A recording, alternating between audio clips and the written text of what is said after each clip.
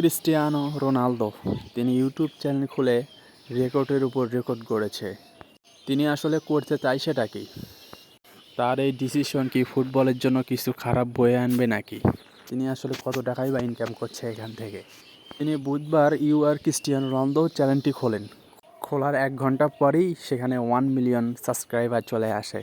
তাহলে কি আপনি কি বুঝতে পারছেন তার কত ফলোয়ার্স হবে? এদিকে তো মিস্টার বিনের ঘাম ছুটে যাচ্ছে। ক্রিস্টিয়ানো রোনালদো 12টি ভিডিও ছাড়েন, সেখান থেকে সে ভিউজ কালেক্ট করে প্রায় 50 মিলিয়নের মতো।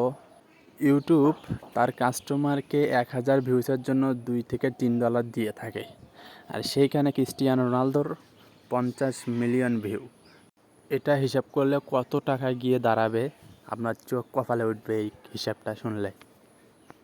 পুরো বিশ্বের মধ্যে মিস্টার ব্রিটের ইউটিউব চ্যানেল 300 কত জানি সাবস্ক্রাইবার আছে। তো রোনালদো যেভাবে আসছে তিনি তো খুব দ্রুতই 300+ করে ফেলবেন, আর 24 ঘন্টার মধ্যেই তার বাসায় প্লে বাটন চলে আসে।